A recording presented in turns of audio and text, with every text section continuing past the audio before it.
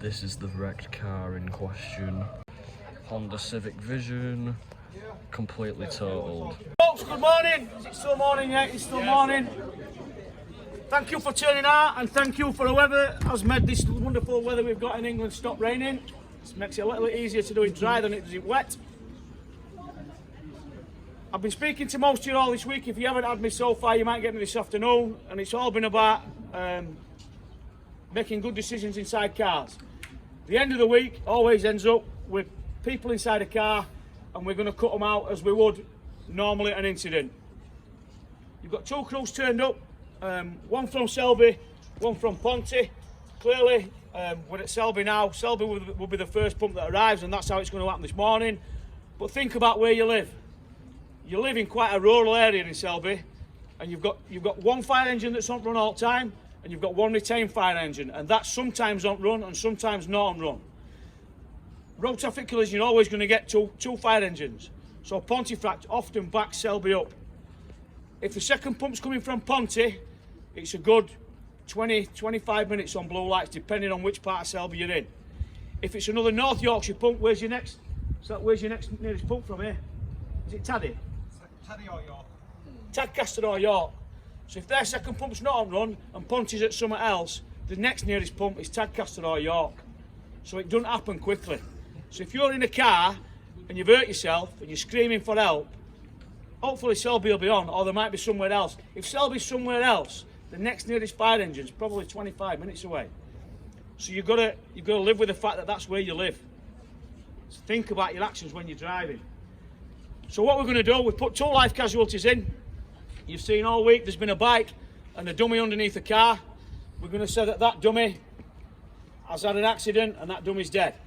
So these guys are going to treat that dummy as if it were a dead person. The 2 people that are inside the car are live casualties, and they're going to do the job just as they would at a real incident. What I'm going to do, I'm clearly going to stand on this wall because I'm 6'9" really. No, I'm not. I'm going to stand on this wall and comment about what they're doing, why they're doing it. The only thing I will say to you is, in real life, these guys would probably work a lot quicker than they're going to do this morning. I've spoken to them and said, if you do things too quickly, my commentary won't be fast enough for you guys to understand what you're seeing. So I've asked them maybe to do it a little bit slower than they would normally. So please don't think this is their normal pace if somebody's in trouble. It's not. They're quicker than this normally. All right? Any questions? Probably save them to end, because it's going to interrupt these guys while they're doing what they're doing. And you'll see at the end of it, they'll be sweating, they'll have worked hard. And that's not at full pace either. Okay? Any questions before I start? Why are we here? On the planet, or In general, I guess. hopefully to learn. I knew I'd hit a Right, stupid Selby, when you're question ready. eventually. Okay? So bear in mind what I've said to you. You might have been in this car, it might run off a road, gone down a ditch. It could be 20 minutes before somebody passes you and actually sees it.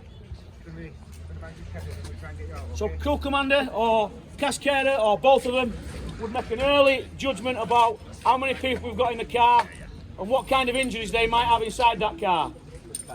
From that then, they're going to make a decision about what plan they're going to use to get these people out of the car.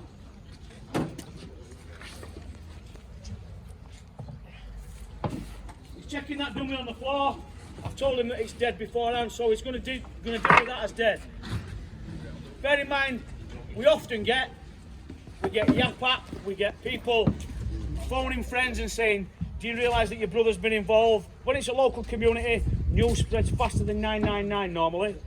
So we might have family members turning up to this, and that could be the son or daughter of a mum or dad that turns up.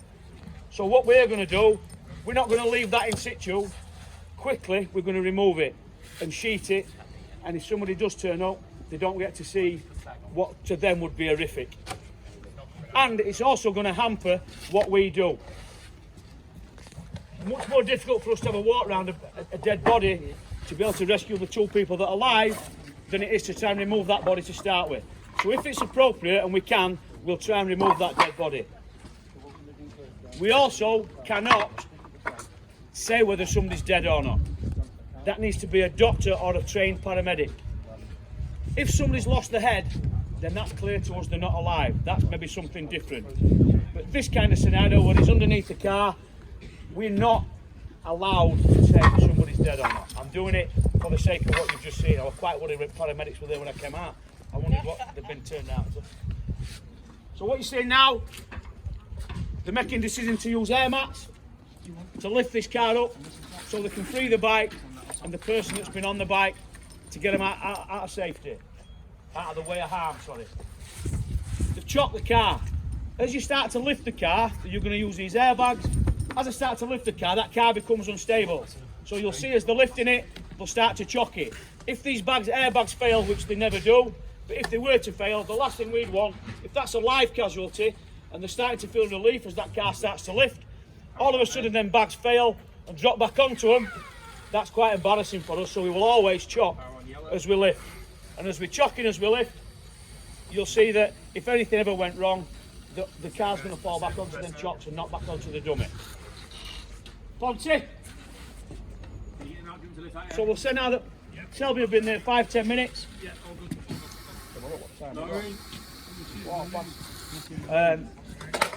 What you get now, you're dealing now with two completely separate brigades. Two completely separate operating procedures. Equipment that's completely different.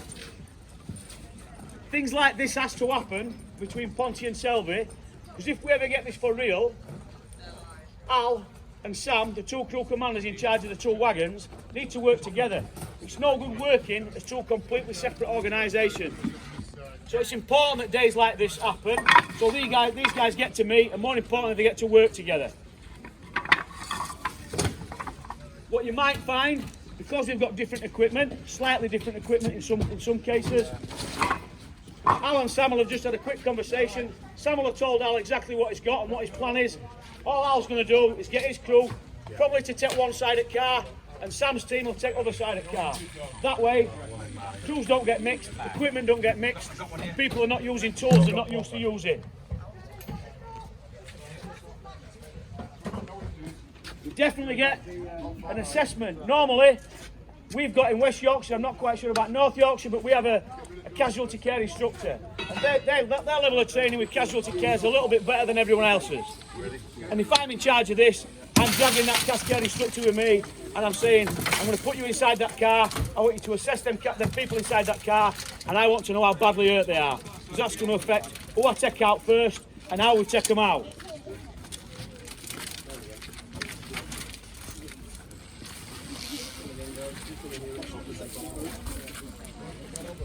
When you've got people stuck inside a car, in order for us to work properly, and usually paramedics are here by now as well, in order for paramedics to be able to work properly, we need to make space. It's called space creation. We've got a walking wounded, hopefully now paramedics will be here, and we will hand that person across to paramedics, and they'll be doing all the vital sign checks. Al's made sure she's absolutely alright. She's saying yes, she's fine. If you want to get off that damp seat now, you can. Other than got a wet bum, she's absolutely fine. The one that's in the front, because they've not been wearing a seatbelt, have got internal injuries and they've got spinal injuries. So the decision's been made that those guys, she's got to come out of that car with that spine still in line. Any ridiculous movement of your spine when you've got spinal problems, and it's up on your top part of your vertebrae, one twist that's wrong and you end up with paralysis or death. So it's important to keep them in line. I'm not sure how they're going to take them out, but they're looking to create space inside that car. They might pop a door off, they might cut a door off, they might be taking roof off, I'm not sure. Clearly that car's got damage to it, and that's realistic. Very rarely do we turn up where people are trapped inside cars, where the cars have got no damage. Cars also have inside them lots of different safety systems to keep you, the passenger, safe. What that doesn't do for us is keep us safe. So what you might see shortly, already they start to peel and reveal. That means taking the internal plastic workings out of the way so they can check for working airbags, working struts, anything that if we cut through might be bang or pop and hurt one of our guys. We have to make sure that the car's safe for us to cut. we're looking at fuel lines, we're looking at brake, anything that could be hazardous to us, we've got to make sure there's nothing behind it that's hazardous to us before we cut it.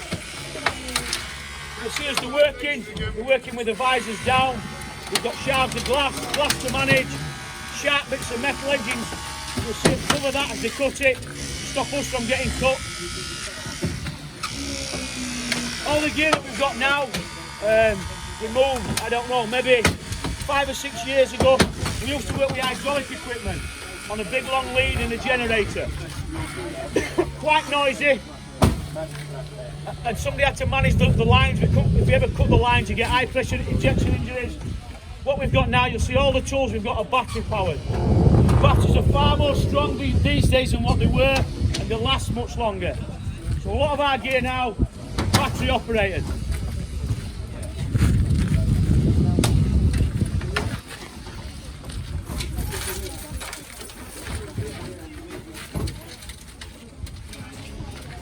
I'd like to think that paramedics would be here by now, and if that were the case, we'd have a paramedic inside that car with that individual. Maybe sometimes we'd stop what we're doing until that paramedic's had a chance to check vital signs. They check your blood pressure. That's a really big sign for us. If you've had me in college so far, I've talked about wearing seatbelts and the impact that you get behind your rib cage. One of your vital organs is damaged. If you're bleeding out inside, your blood pressure will tell us that because it'd be really, really low. And if that's a vital indicator, we'd be dragging that person out of that car now. It don't matter about the spine, because if your blood pressure, if you're bleeding out, you're probably going to last another 2 or 3 minutes. So it doesn't matter about your spine does matter, but it matters less than it did if all your vital signs are fine, you've just got spinal problems. So as an officer in charge, Sam would certainly have gone up and he's looking to make 2 different plans. A plan, B plan, immediate plan, long-term plan, don't matter what you call it.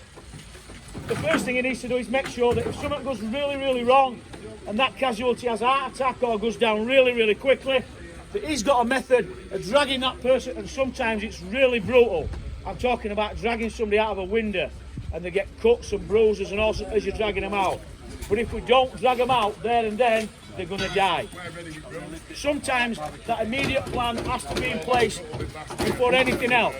So if something goes downhill, at that point, that casualty now starts to lose the vital signs. They know that they can pull them straight out of that car, and if it needs chest compressions and starting to work on them, that's exactly what they can do.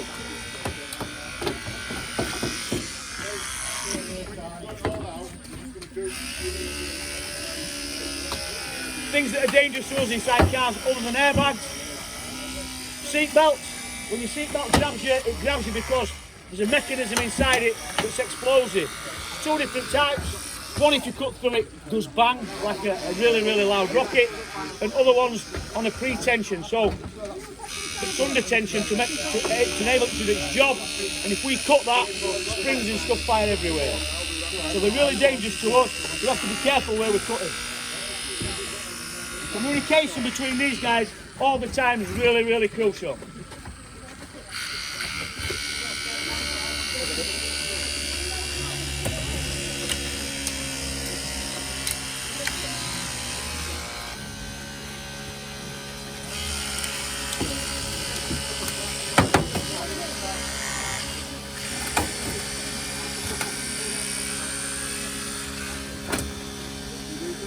See the casualty sat in the front of the car, they will always be protected by 2 different things. Like I said, normally underneath that casualty protection sheet, the yellow thing that you can see the casualty under, that's called a casualty protection sheet. Normally underneath there would be another paramedic, or if a paramedic's not there would be another firefighter. And they will be explaining, get ready, you're going to hear some loud bangs, this is what we're doing. We'll be talking to them, we'll be trying to take their mind off whatever's in there. I've been doing that job before, lots of times, because I'm small and I get into small gaps. And I used to ask them about football, about the family, about the holidays, anything, just to take their mind off what's actually going on around them. If I can distract them from the pain, from what's happened, from other members of their family who might have been hurt or might not have been hurt, I'll talk rubbish to them for 20 minutes, half an hour, whatever it takes, just to distract them. Your mind's a really powerful thing. And if that can become distracted by something else, before they know it, you're out. And yet I get to find out the life story of everybody, which is great. But it's part of our job. It's part of the reassuring process and making sure that casualty is cared for. You'll see them now pouring water onto that windscreen. Inside your car, you'll have at least 2 different types of glass. The first type of glass is like you can see on the floor. It's shattered. Imagine that being like your windscreen. If your windscreen broke, it'd shatter, you'd be covered in glass. So your windscreen's different. It's got a laminate inside it that stops that glass from becoming like that. But when we cut it, like you've just seen them cutting now, tiny little shards get separated from it. And if they get inside your eyes or inside your skin, obviously not very good for you. That's why you see these guys always with the visors down, and that trickle of water on top of it just stops them shards of glass from becoming perforated and airborne.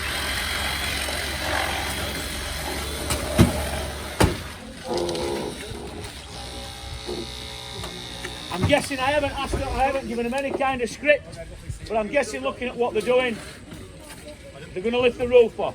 Where they're lifting the roof off allows much more space. And if we're trying to keep this part of that casualty, the spine, in line, it allows us perhaps to fetch them out the back of the car in one straight movement. When that bit starts to happen, if that's what they decide to do, it's quite common now, if somebody needs to come out of a car, even if we take roof off or not, we fetch them out in what's called a fetal position. In seating positions like that, all we do is we keel you over, keep your spine and your neck in line, keel you over, so you kind of curl up like a baby would be. That's why we call it the fetal position. Your spine's still in line, and when we get you out onto the board, we can stretch your legs out. I don't know what these guys are going to do. It's obviously be up to Sam and Al to decide that. No, jump in behind her. What you will find when we start to deal with a casualty, because we've got spinal injuries or we suspect them, somebody will take charge of that part of their body, the neck, and try and keep it in what we call the neutral position. And that is the position we find that casualty in. Trust me, if you're hurt, you will find a position that's most comfortable for you before we arrive. And if that's them not moving, looking that way, that's the position we're going to try and keep them in. So I think Nikki's gone inside there. She'll take control of that spine. And when they start to move the casualty, it'll be on Nikki. Nikki will tell you when she's ready for that casualty to be moved.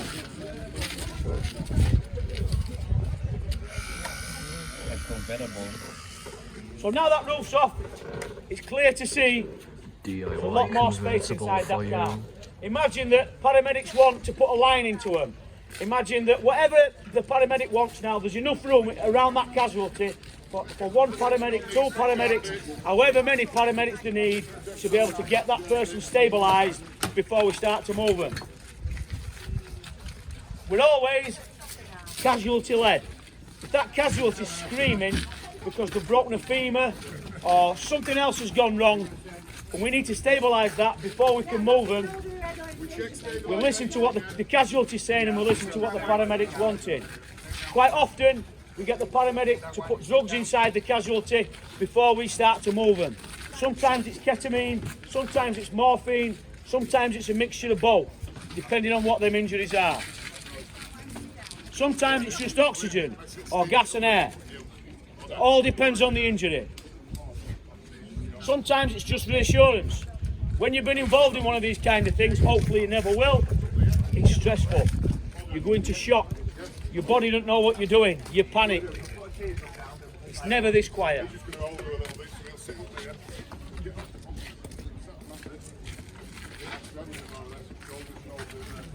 This is the bit where manual handling comes into it. We've all got backs. We don't want bad backs. So we try and look for everybody being in place. Somebody will take charge of this part of the extrication, usually the person on the casualty's head, and they will tell you and decide when actions are going to happen, make sure everybody's ready to lift, push, pull, shove, whatever it's going to be. Everybody will come back and say, yeah, we're ready, and that's when you'll see movement start to happen. They've lowered, that seat's been keeping that casualty upright. They've now lowered that seat. The spine board's gone in with a teardrop behind to allow it easy to push the outside of your clothes. And at some point now, they'll start to move that casualty up that spine board, ready for bringing them out of the back. If you need another pair of hands on back of here when it starts. Depending on where you are, you always get 2 pumps to a road traffic collision, but if at some point Al or Sam decide that there's not enough people to do it, all they do, they get onto control and they say, I need another fire engine. The earlier they do that, clearly the quicker that fire engine is going to arrive. I'm not giving them that luxury today, they're going to have to manage with 2. So this is where communication's massive, because there's Nicky, I don't know who's got the head, whoever's got the head, every chance that head's going to be passed to somebody else, because Nicky can't slide up that board with her. Movements are often not massive in one go, it might just be, we're going to slide you 6 inch, we're going to slide you a foot.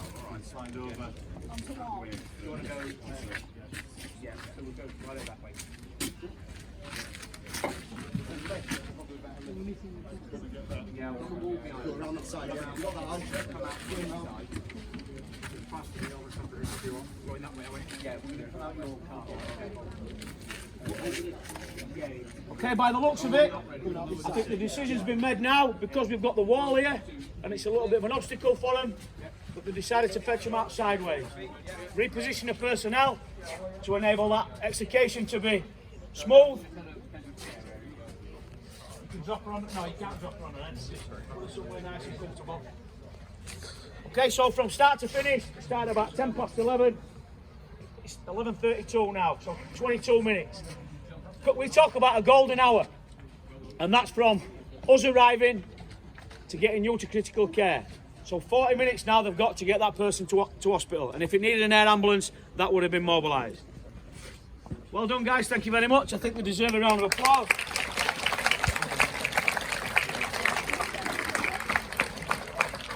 Quite hard work doing what they do, and I know when they start taking, these tunics are not that bad, but the other tunics, they'll be red hot and sweating. Somebody's coming to pick this up, he's going to make your gear up. Hopefully the guy that comes to pick this up will be here then. He'll give us a shove it back onto the transporter, and then we're going for a slice of toast. Outstanding. Has anybody got any questions? Yes? What's the car flip over? Okay, it's a good question. Quite often we get cars that are on the side or on the roof. We have to do exactly the same kind of thing. We have to make sure that car's stable before we get into it. Thank you very much. Outstanding. Thank you. Loads of different methods for making a car stable when it's on its roof. But it's still the same. We've got to get inside that car. We'd pop a door to start with. That would allow us immediate access. So if that casualty's really hurt, we can drag them out. Entrance normally when it's on its roof is through the boot. We drop the boot down and that gives us a way in. If you've had your seatbelt on, often we turn up and car's on its roof, often that person's still dangling from the ceiling, held in by your seatbelt. And that's a good thing to a certain extent, because you're not been thrown about inside that car. But at some point we've got to cut that seatbelt and allow you to drop. So we've got to make something inside there to allow you to drop as carefully as we can. Depending on the injuries that you've got, it's quite a painful part for the casualty. But quite often they're on the roof, on the side. We just have to deal with whatever we get, and we train with cars on its roof, cars on its side.